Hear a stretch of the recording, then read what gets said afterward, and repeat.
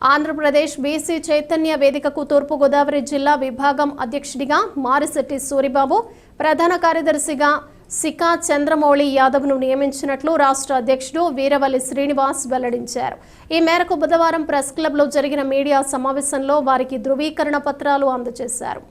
ఆయన మాట్లాడుతూ జనగణన సమగ్ర కులగణన చేపట్టాలని బీసీ చైతన్య వేదిక ఆధ్వర్యంలో చాలా ఏళ్ల నుంచి ఉద్యమాలు చేస్తున్నట్లు వివరించారు.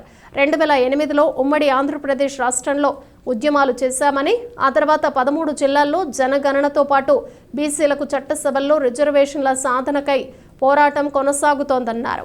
మార్చి 11న తాడేపల్లిగూడెంలో బీసీ బహిరంగ సభ నిర్వహించామని, జూలై 10 నుంచి చట్టసభల్లో రిజర్వేషన్ల సాధనతో పాటు స్థానిక సంస్థల్లో 34% రిజర్వేషన్లు యథావిధిగా కొనసాగించాలని 175 నియోజకవర్గాల్లో ఉద్యమానికి శ్రీకారం చుడుతున్నామన్నారు. దానిలో భాగంగానే అన్ని జిల్లాల్లో కమిటీలను నియమిస్తున్నామని, తూర్పుగోదావరి జిల్లా నుంచి అధ్యక్షుడిగా మారిశెట్టి సూరిబాబు, ప్రధాన కార్యదర్శిగా చంద్రమౌళిని, నిడదవోలు నియోజకవర్గం నుంచి చినరాజు, కాగిత భాస్కర్రావు, పోలమూరి శ్రీ వెంకట సత్యనారాయణలను నియమించి ధృవీకరణ పత్రాలు అందచేయటం జరిగిందన్నారు. బీసీల అభ్యున్నతి జరగాలంటే జనగణన సమగ్ర కులగణన చేపట్టడం తప్పనిసరి అన్నారు. కులాల వారీగా జనాభా లెక్కలు తెలిస్తే బీసీలకు వారి వాటా సాధించుకునేందుకు అవకాశం ఉంటుందని పేర్కొన్నారు.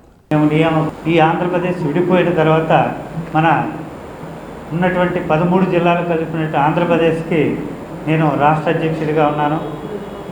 అదేవిధంగా ఈ బీసీ చైతన్య వేదిక ఆధ్వర్యంలో గత 3 సంవత్సరాల నుంచి జనగణనలో సమగ్ర కులగణన అనే అంశం మీద మన ఉమ్మడి ఆంధ్రప్రదేశ్, అదేవిధంగా మన ప్రత్యేక ఆంధ్రప్రదేశ్లో కూడా అనేక ఉద్యమాలు చేపట్టడం జరిగింది. గత ఇదే సంవత్సరం మన మార్చి 11న తాడేపల్లిగూడెంలో ఈ జనగణనలో సమగ్ర కులగణన మీద బీసీ బహిరంగ సభ కూడా ఏర్పాటు చేయడం జరిగింది. ఈ బీసీ జనగణనలో సమగ్ర కులగణన మీద రాష్ట్ర వ్యాప్తంగా మేము ఎన్నో ఉద్యమాలు చేస్తాం.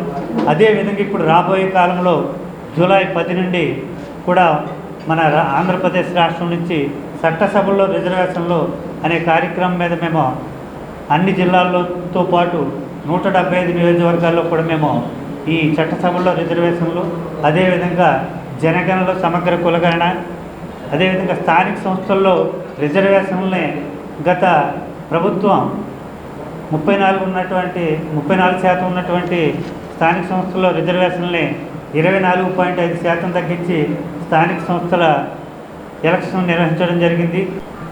నూతన కార్యవర్గాన్ని మేము ఇక్కడ నియమించడం జరుగుతుంది.